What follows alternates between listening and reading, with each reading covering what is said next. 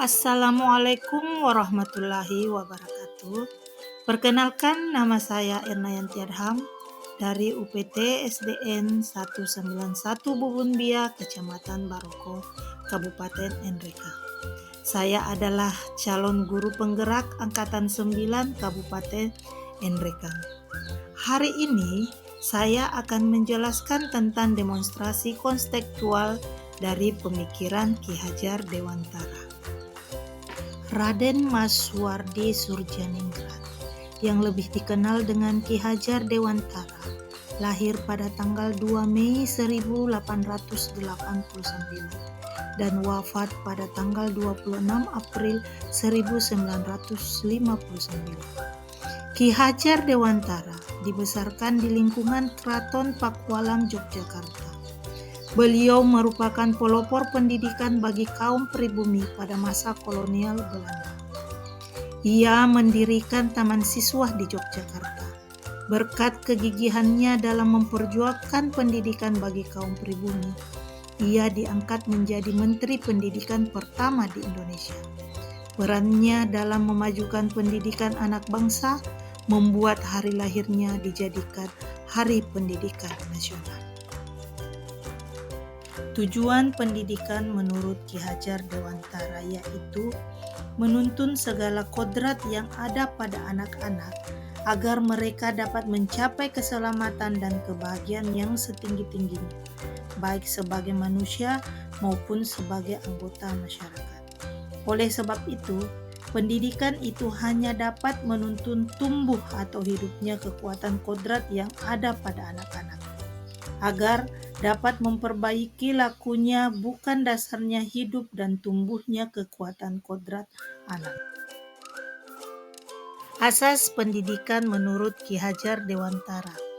Pendidikan dan pengajaran merupakan usaha persiapan dan persediaan untuk segala kepentingan hidup manusia, baik dalam hidup bermasyarakat maupun hidup berbudaya dalam arti yang seluas-luasnya. Pendidikan dan pengajaran yang berguna untuk peri kehidupan bersama ialah memerdekakan manusia sebagai bagian dari persatuan. Manusia merdeka adalah yang hidupnya lahir atau batin yang tidak tergantung pada orang lain, tetapi bersandar atas kekuatan sendiri. Dasar pemikiran Ki Hajar Dewantara. Yang pertama, menghambakan pada anak, di mana kita sebagai seorang pendidik merancang pembelajaran yang berpusat kepada anak. Yang kedua, kodrat alam dan kodrat zaman, di mana kodrat alam di sini berkaitan dengan sifat atau bentuk lingkungan di mana peserta didik itu berada. Sedangkan kodrat zaman di mana perkembangan zaman yang ada pada saat itu. Yang ketiga, menuntun, di mana menurut Ki Hajar Dewantara, seorang pendidik diibaratkan sebagai petani dan anak didik kita diibaratkan sebagai bibitnya. Petani harus merawat, memberi air, menyiangi gulma, dan memberi pupuk agar kelak berbuah lebih baik dan lebih banyak lagi. Yang keempat, budi pekerti, di mana kita seorang pendidik, kita wajib menanamkan akhlak-akhlak yang mulia bagi peserta didik kita. Trilogi pendidikan Ki Hajar Dewantara. Sebagai pendidik, guru dapat mengembangkan sikap dan tingkah laku dengan semboyan Ingarso Suntulodo, Ingmadya Mangunkarso, Tuturi Handayani. Yang pertama, Ingarso Suntulodo, artinya di depan memberi contoh dan teladan, di mana maknanya guru sebagai teladan, baik dalam keluasan ilmu pengetahuan, pengalaman, dan adab kepada sesama. Yang kedua, Ingmadya Mangunkarso, artinya di tengah memberi kemauan, memberi semangat, inspirasi, dan motivasi. Maknanya, pendidikan sebagai pemimpin hendaknya mampu menumbuh kembangkan minat, hasrat, dan kemauan murid untuk dapat kreatif dan berkarya.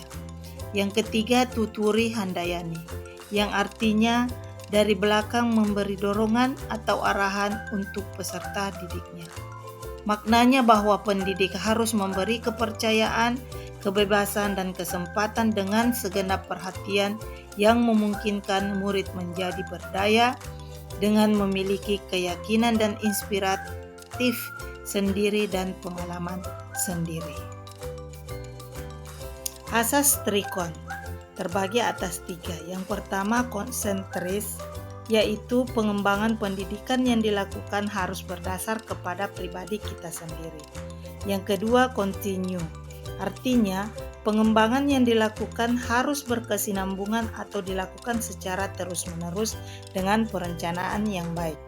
Yang ketiga yaitu konvergen, yang artinya perkembangan yang dilakukan dengan mengambil dari berbagai sumber yang ada dari luar.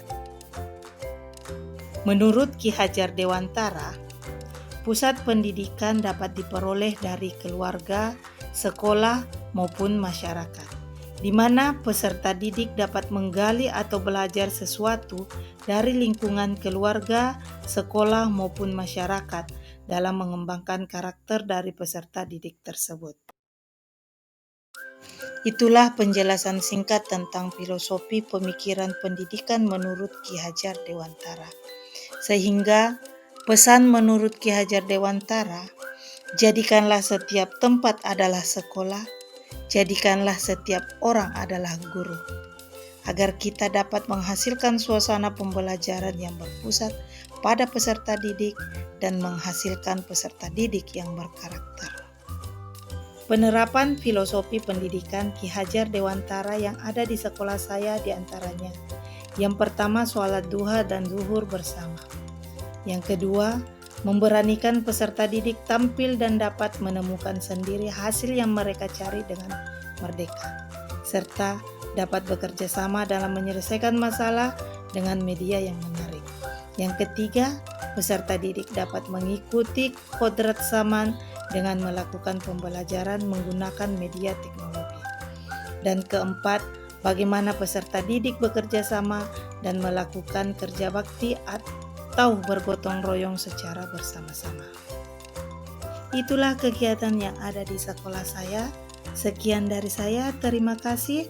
Assalamualaikum warahmatullahi wabarakatuh.